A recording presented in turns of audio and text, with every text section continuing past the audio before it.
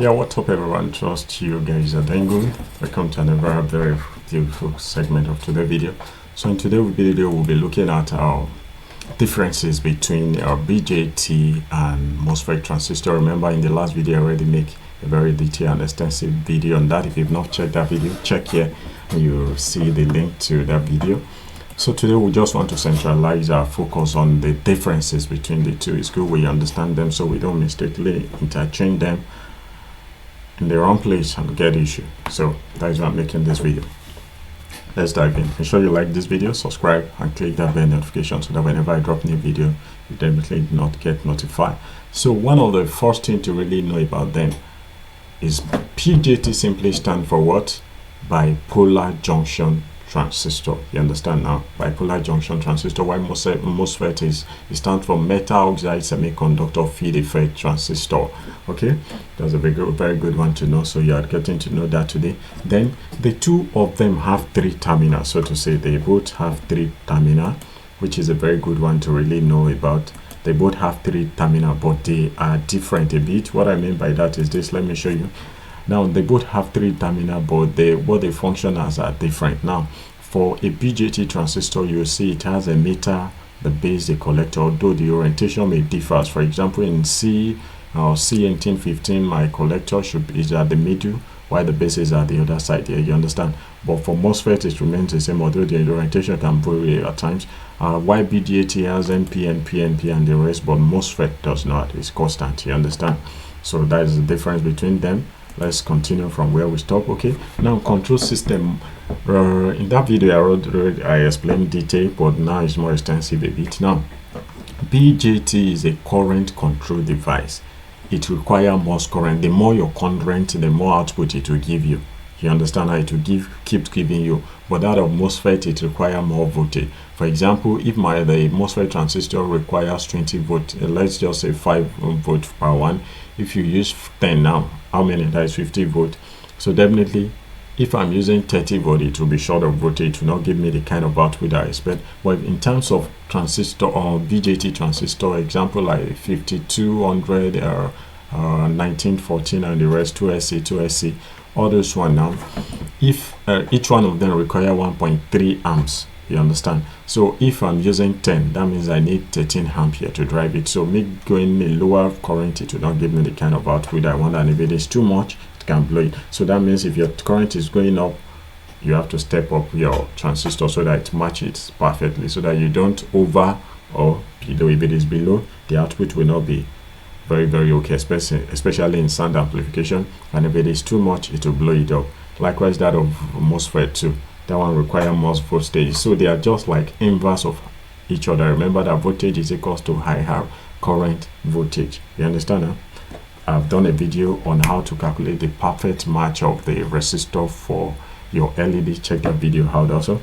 So another thing is BJT are bipolar devices. This is where I am. They are bipolar devices that it conduct current due to both electrons and hole. But MOSFET, it is a unipolar. It conducts current due to majority charge carried. Okay, I believe that is self-explanatory. Then BJT has a low input impedance. That's a very low one. While MOSFET has a very high impedance, input impedance. You can see the difference between them. That is the voltage that is coming in through your collector, because your collector is where your voltage flows in. So the voltage that is collecting there, it must be low, if not it will cause issue. You understand now why this one has high input impedance? So your volume can be over loud that is coming through it to handle it well. So those are some of the advantages. That is why when you see a MOSFET amplifier, you see the way they really drive. They are more different and very crazy. Okay, then BJT has low switching frequencies. So based on what you want, if what you want, you need something to do with a low switching frequency to handle it well, and typically the order of kilohertz. But when you look at MOSFET, it has a high switching frequency, and you can see it can get up to megahertz. So kilo is just times 10 raised to power 3, while megahertz is times 10 raised to power 6. So you can see that is very massive. So that is why That's why if you see a MOSFET transistor, so to say, a MOSFET transistor, you will see that they can handle a very high frequency range. They are very common in all this transmission, all this network transmission, where we call mast, all this telephone. You see, they use MOSFET as part of it, but they can handle, because they can handle a very high. That is why, if let's say a power line is close to your side, you see that there will be interference sometimes. It's due to the MOSFET inside. So that's it. But BJT, so if my amplifier is BJT based now, it will not really interfere with that transmission line, because why?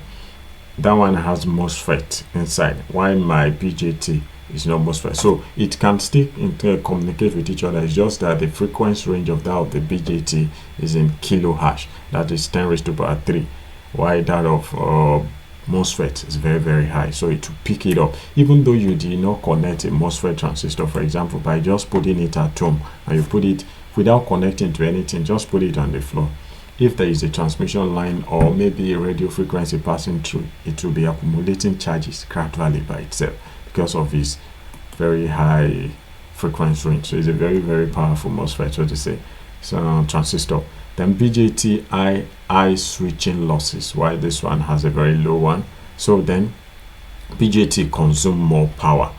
They consume more power, while MOSFET consume low power. Because remember that current is more dangerous than voltage. I believe you know that, more dangerous than voltage, because BJT deal with more current. Definitely it will keep us entangled for the choke with they put there to control it. If not, it will keep taking the current, while MOSFET takes what? Less power. So you can see the BJT has two categories. We have the NPN, we have the PNP types. While for that of the MOSFET, the two types, we have the depletion mode and we have the enhancement mode. I believe you get it. Both of them have 3 terminals, so to say. Remember, that of BJT is a meter-based collector, while the other one is source, ground, and your what? Your drain. So just go through it. I have them here. They're very, very useful. BJT are less expensive. MOSFET are very, very expensive. Yeah, no doubt about that. Even though right in my country here in Nigeria, if you want to build amplifier, if you are getting a BJT like your in amplifier, you see me keep saying 2SA 5200 and the rest, because we use it in amplification most time. It's very cheap.